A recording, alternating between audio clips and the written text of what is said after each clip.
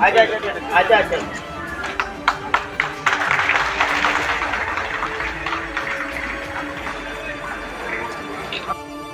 তো প্রদেশ সভাপতি নিযুক্ত হওয়ার পর প্রত্যেকটা জেলাতে আমি যাচ্ছি প্রদেশ সভাপতি হিসেবে সমস্ত কার্যকর্তার সাথে মত বিনিময় হয় এবং সমস্ত কার্যকর্তাদের কথা শোনা এবং আগামী দিনের রণনীতি রণকৌশল কী হবে সে সমস্ত বিষয় নিয়ে আমরা প্রথমে সাউথ জেলা করেছি, গতকালকে আমরা ওয়াই জেলা করেছি, আজকে সুন্দর গ্রামীণ জেলাতে আমাদের প্রবাসী কার্যক্রম চলছে।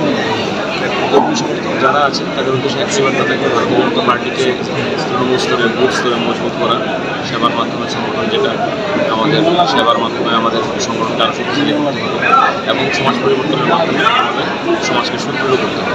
এবং যুব সম্প্রদায় ভারতবর্ষের 69% যুবকদের বসবাস, সমস্ত অংশের যুবকদের প্রতি আহ্বান থাকবে তারা যেন এগিয়ে আসে এবং ভারতীয় জনতা পার্টিকে মজবুত করে। আমাদের প্রচুর সংখ্যক মহিলারা আমাদের সমর্থন করাচ্ছে ভারতীয় জনতা পার্টির মোদীজির অনেক সাহায্যের কাজকর্ম দেখে। তো আমাদের তৃণমূল স্তরে পার্টি যেন আরও মজবুত হয়, শক্তিশালী হয়, এটাই একটা বার্তা থাকবে। সকলকে নিয়ে একটু কাজ করতে হবে, সকল সবকা সাথ সবকা বিকাশ সরকারের যে নীতি, আমাদের অন্তিম নীতি পর্যন্ত সমাজের সমস্ত সুবিধা সাংগঠনিকভাবে পৌঁছে দেওয়া, এটাও আমাদের একটা নীতির মধ্যে পড়ে এবং এই ধরনের কাজকর্ম যেন আমরা সাংগঠনিকভাবে আমরা জারি রাখতে পারি এবং সমস্ত কর্মীদের ঐক্যবদ্ধ হয়ে আগামী 28 সালে আমরা যেন 50টি আসন নিয়ে ক্ষমতায় আসতে পারি, এটাই প্রার্থনা। সভাপতি হওয়ার পর দেখুন, সিলেকশন তো আমাদের যতটুকু কালকে খবর পেয়েছি যে সেপ্টেম্বর বলছিল, তো আমাদের কাছে সময় আছে। আর যেহেতু আপনারা জানেন আমরা জাতীয় পার্টি, দিল্লির নির্দেশ অনুসারে আমাদের অনেক সিদ্ধান্ত আমাদের নিতে হয়। তো আগামী দিনের সিদ্ধান্ত কী হবে, রণনীতি রণকৌশল কী হবে, সেটা এই মুহূর্তে আমি বলতে পারছি না, আলোচনা হবে। তো আমাদের জন্য আমরা প্রস্তুতি নেব, আগামী দিন দিল্লি থেকে যে নির্দেশ আছে সেই নির্দেশকে মান্যতা দিয়ে আমরা লড়াইয়ের মাঠে রাখতে পারি। জোটে যাবেন না সিঙ্গেলি? এটা তো দিল্লির সাথে কথা বলে আগামী দিন কী হবে, কী রণনীতি রণকৌশল হবে, এক্সটুয়ালি প্রেডিক্ট এখন বলা, তো এটা সময় মতো আপনাদের জানাবো।